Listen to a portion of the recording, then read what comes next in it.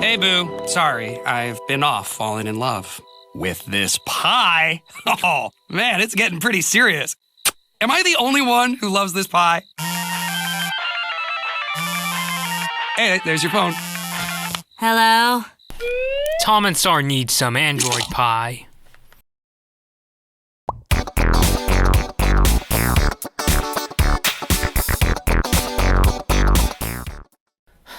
Honestly, when I think of pie, I think of two things. One, Tom from Star vs. the Forces of Evil getting his lovely piece of pie. And two, apple pie. But only because we're talking about Android pie. But in all seriousness, so Android P, as we used to call it, is officially called Android Pie, which is kind of weird. I know there have been previous versions of Android where they didn't name it after a specific dessert. They named it after things like, I know there is Android Eclair, Android Donut. God, we're going back to those days. I'm just so used to how nowadays we've had versions of like Android ice cream sandwich and so forth, and now it's just like Android pie. And I'm just like, any specific kind of a pie? You know what I'm saying? Like, I don't know why. I just think, could you pick like a very specific version of pie? Like pecan pie or pumpkin pie, which is my personal favorite pie. Just, I don't know. But anyway, Rose by any other name. What matters about an operating system isn't really the name. It's more about what does this upgrade have. And I will say, up to now, I think the last time I was like really head over heels about an Android update was Android Nougat when I was using my Nexus 5X. And mainly because it was the first time they brought a native split screen function to Android. I know there's been like split screen on phones like Samsung Galaxy Notes, and God, even like my LG Trackman, my LG Ultimate 2 had a pretty decent split screen mode. And honestly, that's one of the modes I miss when I moved over to the iPhone line. But we're here to talk about Android Pie today. There are 9 features that I really wanted to talk about. Coincidentally, 9 features that really caught my eye, and yet this is the 9th version of Android. And considering that I had experience using Android KitKat, Oreo, Nougat, and Marshmallow, I like, trust me, if I still had an Android phone that could upgrade to Pi, like something like the Google Pixels, I really would. But Google Pixels are really pricey to get right now. I really miss the Nexus line of phones. Maybe one of these days I'll get something like an Android One phone so I can really cover Android again. Because even though, yes, I prefer using iOS, there's still some really cool things that Google comes out with. And when my Nexus 5X wasn't a super slow phone, like when I needed to cover events on Snapchat, it was still a pretty great phone. It had a great screen and some really cool features. But let's get back to Android Pie before I start feeling nostalgic for the Nexus 5X. So the first feature that I'll talk about with Android Pie is the adaptive battery feature. I know that with the new versions of Android, Google has been trying to fix some battery issues, especially from my experience. The 2 Android phones that I've owned personally, the LG Ultimate 2 and the Nexus 5X, didn't have really good battery life. Like, I remember specifically with the Nexus 5X, if I started like using it at like 9 a.m., and I used 2 versions of the Nexus 5X, by the way, I had 2 of them. Like, if I started my school day at 9:30, by the time I got to around 12 noon, I needed to plug in, especially if I was going to an event.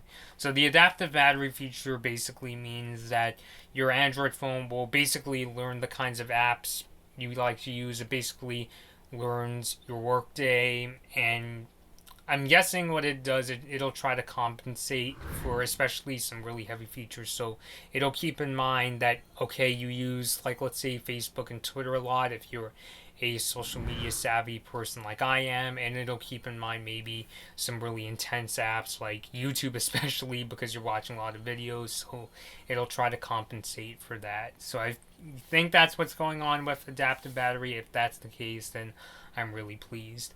The second feature is something called App Actions, and this is something that Google addressed more specifically in that what App Actions basically are is when you pull up your app drawer in Android Pie, you'll see these two icons right above your list of apps that correlate to the what's going on in your workday. So let's say if you're going to work, you may see one of the app actions may be a frequent contact, call often, and then another button will be a link to Google Drive, a link to open the Google Drive app. I'll include pictures in this video so you'll know what I'm talking about.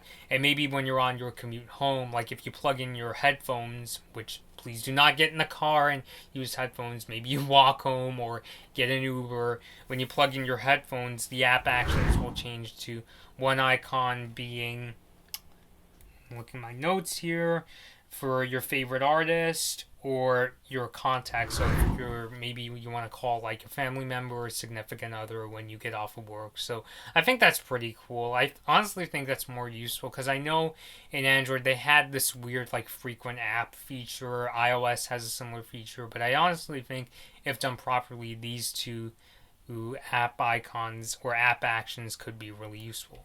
The third feature I'll talk about is what Google is calling slices, and I kind of liken it to, you know how on iOS, when you use the 3D touch feature, you get a bunch of shortcuts? The way slices works is, let's say you're using Lyft, and you type in the word Lyft in Google Now. You'll not only get a link to go open the Lyft app, but you'll also get a couple of contextual options. So maybe you'll get an option to call a Lyft ride home or a Lyft ride to work, and I think that's pretty cool. Next feature, the dashboard, which kind of shows off how much time you spend in each app. I'm guessing this will be in the settings of Android Pie. So you could see that you spent 41 minutes watching movies on Google Movies and that you spent 39 minutes in Netflix, which if you have that kind of habit where you're mainly watching movies, I'm just like, pick one service, please. I mean, I know you can't watch every movie in the world on Netflix, but it's just like, damn, most of the time you're using two video services at once. I just kind of find it weird that those are the two examples Google picked in the example image I showed. But maybe in your case, it'll be something like you'll learn that the two apps you frequent the most are YouTube and maybe the other app is Facebook. It's kind of nice to know. And it kind of correlates with the other feature that I'll mention, that you can also set app limits. And that's kind of the thing that both Apple and Google have been really putting into this year with their operating system upgrades is they're letting users keep track of what apps they use the most. I think this is their way of combating users who spend way too much time on their phones using like YouTube or Facebook. So especially if you have like an addiction problem, I think that could really be useful to you. I think for me, the looking at what apps you use the most could also be useful in determining how you can save batteries. So in the case of like, if you notice that you spend a lot of time in YouTube, you could figure, oh, that's why my battery drains a lot, because I use YouTube a lot. So I think that could actually be useful in more than one way, whether it be you're trying to combat app addiction or you're trying to figure out what apps drain the most battery on your phone. Next feature is the multitasking screen. And honestly, I know Joshua Vergara, the YouTuber, was saying he didn't really like this, but I still think it's kind of cool in that the multitasking screen, kind of like iOS, forgive me if I make a lot of comparisons to iOS, I'm not trying to say Google is copying Apple, it's just that I'm most used to iOS. You can now see apps in full screen, not in the same way though, it's kind of, instead of apps being stacked together, it's more apps being laid out on the side. And the cool thing about this is not only can you see the full screen app, but you can also select a couple of other apps you can check out, but you can also make copy and paste. So let's say you could actually copy maybe some text from a web page if you're using Google Chrome and paste it into the Gmail app. And I honestly think that's pretty cool. That can actually be a pretty practical feature, kind of like the app actions and slices, I think. Next feature to talk about is native support for super wide screens and also notch screens. Like Android Pie will have native supports for screens with notches. And I also think this feature that Marquise Brownlee showed off could be useful to developers where they can choose the size of this virtual notch they can make.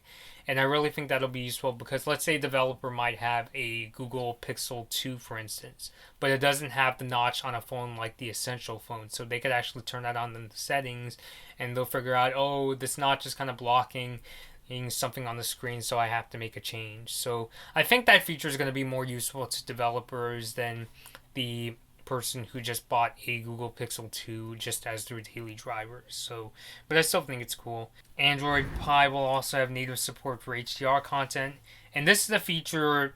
This next feature is kind of something that iOS devices have been having for a long time now, and that is that Android 9 Pie will support HEIF photos. I didn't see anything about HEVC videos, but basically it'll support HEIF photos instead of JPEG, and the reason is because HEIF photos maintain resolution while allowing for more compression, so you'll get smaller file sizes without compromising quality of photos. And that's been a feature that's been on iOS devices for a while now, and I can't say I think it works out pretty well.